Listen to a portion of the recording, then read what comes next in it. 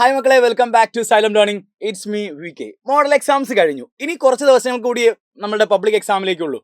So നമുക്കറിയാം 12 chapters ആണ് +1 business സ്റ്റഡീസിൽ നമുക്ക് പഠിക്കേണ്ടത്.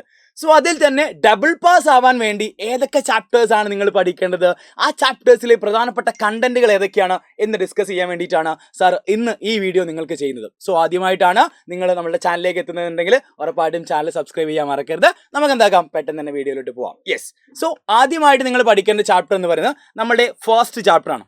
എന്താണ് പേര്? Business, trade and commerce. ഈ ചാപ്റ്ററിൽ പ്രധാനപ്പെട്ട കണ്ടന്റ് എന്ന് പറയുന്നത് ആദ്യമായിട്ട് നിങ്ങൾ ക്യാരക്ടറിസ്റ്റിക്സും ഒബ്ജക്റ്റീവ്സും കൃത്യമായിട്ട് പഠിച്ചു വെക്കണം. അതേപോലെ തന്നെ ബിസിനസ്, പ്രൊഫഷൻ, എംപ്ലോയ്മെന്റ് തമ്മിലുള്ള ഡിഫറൻസുകൾ ചോദിച്ച് കാണാറുണ്ട്. സോ അതും കൃത്യമായിട്ട് നിങ്ങൾ പഠിച്ചു വെക്കണം. Then classification of business activities, industry and commerce. Then business റിസ്കിനെ കുറിച്ചുള്ള ഒരു ചോദ്യവും നമുക്ക് എക്സ്പെക്ട് ചെയ്യാവുന്നതാണ്, അതും പഠിച്ചു വെക്കുക. ദെൻ ബേസിക് ഫാക്ടേഴ്സ്, ഒരു ബിസിനസ് സ്റ്റാർട്ട് ചെയ്യാൻ ആവശ്യമായിട്ടുള്ള എന്തൊക്കെ ഫാക്ടേഴ്സ് ആണ് കൺസിഡർ ചെയ്യേണ്ടത് എന്നുള്ള കാര്യം ഉറപ്പായിട്ടും പഠിച്ചു വെക്കുക. അതൊരു ഷോർട്ട് എസ്സേ ആയിട്ട് ചോദിക്കാറുണ്ട്. സോ ഇത്രയും കാര്യങ്ങളാണ് നിങ്ങൾ ഒന്നാമത്തെ ചാപ്റ്ററിൽ ഉറപ്പായും പഠിച്ചിരിക്കേണ്ടത്. ഇനി അടുത്ത chapter, that is our second chapter. ഏതാണ്?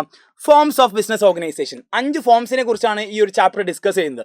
So first one, sole proprietorship. അതിന്റെ മെറിറ്റ്സും ഡിമെറിറ്റ്സും മുൻ വർഷങ്ങളിൽ എസ്സേ ടൈപ്പ് ആയിട്ട് ചോദിച്ച് കണ്ടിട്ടുണ്ട്. ഓക്കെ, ഇനി ജോയിന്റ് ഹിന്ദു ഫാമിലി ബിസിനസ്, അതിന്റെ ഫീച്ചേഴ്സ് എപ്പോഴും ഒരു ഷോർട്ട് എസ്സേ, ഒരു 3 മാർക്ക് 4 മാർക്ക്, അതിനപ്പുറത്തേക്ക് ചോദിച്ച് കണ്ടിട്ടില്ല. സോ ആ രീതിയിൽ പ്രിപ്പയർ ചെയ്താൽ മതി. ഇനി പാർട്ട്ണർഷിപ്പ്, ഇതും എന്താണ് എസ്സേ ടൈപ്പ് ചോദിക്കാൻ സാധ്യതയുള്ള ഒരു ഭാഗം തന്നെയാണ്. പാർട്ട്ണർഷിപ്പ് എന്താണ്, ടൈപ്പ് ഓഫ് പാർട്ട്നേഴ്സ് ഉണ്ട്, മെറിറ്റ്സും ഡിമെറിറ്റ്സും. ഓക്കെ, ഇനി കോപ്പറേറ്റീവ് സൊസൈറ്റി, ഇതേപോലെ ടൈപ്സ് ഉണ്ട്, മെറിറ്റ്സ് ഉണ്ട്, ഡിമെറിറ്റ്സ് ഉണ്ട്. Next, joint stock company. അത് വലിയൊരു പോർഷനാണ്, വലിയൊരു കണ്ടന്റ് തന്നെയാണ്. അതിൽ തന്നെ പബ്ലിക് കമ്പനിയും പ്രൈവറ്റ് കമ്പനിയും തമ്മിലുള്ള ഡിഫറൻസ് വളരെ പ്രധാനപ്പെട്ടതാണ്. Then features, merits, demerits. ഇത്രയും വലിയ ഒരു ചാപ്റ്റർ പഠിക്കണം. ഓക്കെ, സോ ഇത്രയും കൂടുതൽ മാർക്ക് സ്കോർ ചെയ്യാൻ പറ്റുന്ന ഒരു ചാപ്റ്റർ കൂടിയാണ് നമ്മുടെ സെക്കൻഡ് ചാപ്റ്റർ എന്ന് പറയുന്നത്. Okay, fine. ഇനി അടുത്ത ചാപ്റ്റർ എന്ന് പറയുന്നത് ബിസിനസ് സർവീസസ്, 4ാമത്തെ ചാപ്റ്റർ ആണ്. ഓക്കെ, ഇതിൽ നിങ്ങൾ പഠിക്കേണ്ടത് ബാങ്കിങ്ങുമായി ബന്ധപ്പെട്ട types of bank, functions of commercial bank. എസ്സേക്ക് ചോദിക്കാൻ സാധ്യതയുള്ള ഒരു ഭാഗം തന്നെയാണ്. ദെൻ നിങ്ങൾ ഇൻഷുറൻസ് എന്താണെന്ന് പഠിക്കണം. ഇൻഷുറൻസിന്റെ പ്രിൻസിപ്പിൾ വളരെ പ്രധാനപ്പെട്ടതാണ്. 7 പ്രിൻസിപ്പിൾ ഉണ്ട്, അത് ഇമ്പോർട്ടൻ്റ് ആയിട്ട് പഠിച്ചു വെക്കുക. ദെൻ ടൈപ്സ് ഓഫ് ഇൻഷുറൻസ് ഏതൊക്കെയാ? ജനറൽ ഇൻഷുറൻസും ഉണ്ട്, ലൈഫ് ഇൻഷുറൻസും ഉണ്ട്. അതിൽ മറൈൻ ഇൻഷുറൻസ്, ഫയർ ഇൻഷുറൻസ്, ഇതൊക്കെ നിങ്ങൾ കൃത്യമായിട്ട് പഠിച്ചു വെക്കുക. ദെൻ കമ്മ്യൂണിക്കേഷനുമായി ബന്ധപ്പെട്ട് പോസ്റ്റൽ സർവീസും ടെലികോം സർവീസും, അത് ജസ്റ്റ് ഒന്ന് പഠിച്ചു വെച്ചാൽ മതി. ഒരു 2 മാർക്ക് അല്ലെങ്കിൽ ഒരു 3 മാർക്ക് രീതിയിലാണ് ചോദിച്ച് കണ്ടിട്ടുള്ളത്.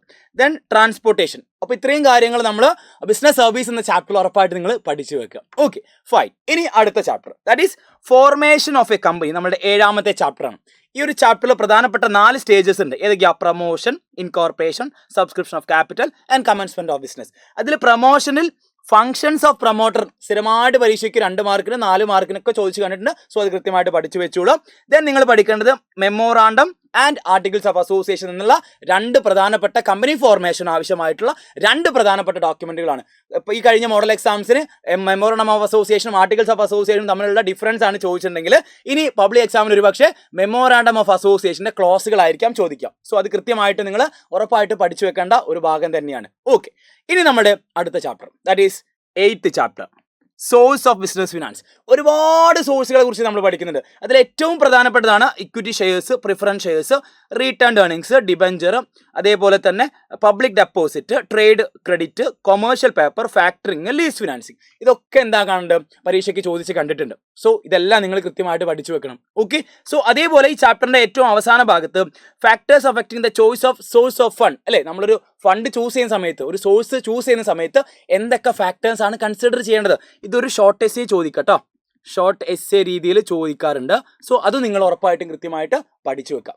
ഫൈൻ. യെസ്, ഇനി നമ്മൾ അടുത്ത ചാപ്റ്ററിലേക്ക് പോകുന്നു. ദാറ്റ് ഈസ് ഇന്റേണൽ ട്രേഡ്, നമ്മളെ 10ാമത്തെ ചാപ്റ്റർ ആണ്. വളരെ പ്രധാനപ്പെട്ട ഒരു ചാപ്റ്റർ തന്നെയാണ്. ഇതിൽ താരതമ്യേന കുറേ കണ്ടന്റുകൾ ഉണ്ട്, പക്ഷെ നമുക്ക് പെട്ടെന്ന് തന്നെ എന്താക്കാൻ വേണ്ടി പറ്റും, ഈ ഒരു ചാപ്റ്ററിൽ കാര്യങ്ങൾ പഠിച്ചെടുക്കാൻ വേണ്ടി പറ്റും. സോ ഹോൾസെയിൽ ട്രേഡ് എന്താണെന്ന് എല്ലാവർക്കും അറിയാം, അതേപോലെ റീറ്റെയിൽ ട്രേഡ് എന്താണെന്ന് പറയാം. അപ്പോൾ ഇവിടെ ശ്രദ്ധിക്കേണ്ടത്, ഇവിടെ സർവീസസ് ഓഫ് ഹോൾസെയിലേഴ്സ് ഉണ്ട്. ഹോൾസെയിലേഴ്സ് സർവീസസ് പ്രൊവൈഡ് ചെയ്യുന്നുണ്ട്. അത് ആർക്കൊക്കെ എങ്ങനെയൊക്കെയാണെന്ന് മനസ്സിലാക്കി വെക്കുക. അതേപോലെ സർവീസസ് ഓഫ് റീറ്റെയിലേഴ്സ് ഉണ്ട്, അത് മനസ്സിലാക്കി വെക്കുക. അതും ഷോർട്ട് എസ്സേ ആയിട്ട് ചോദിക്കാൻ സാധ്യതയുണ്ട്. ഇനി റീറ്റെയിലേഴ്സിന്റെ ടൈപ്സ് പഠിക്കുന്നുണ്ട്. എന്തൊക്കെയാ റീറ്റെയിലേഴ്സ് ആണ്? ഇറ്റിനേറിയൻ റീറ്റെയിലേഴ്സിനെ പഠിക്കുന്നുണ്ട്, അല്ലെ? ചീപ്പ് ജാക്സ്, പെഡ്ലേഴ്സ് ആൻഡ് ഹോക്കേഴ്സ് എന്നൊക്കെ പറഞ്ഞിട്ട്. സോ അത് കൃത്യമായിട്ട് പഠിച്ചു വെക്കാം.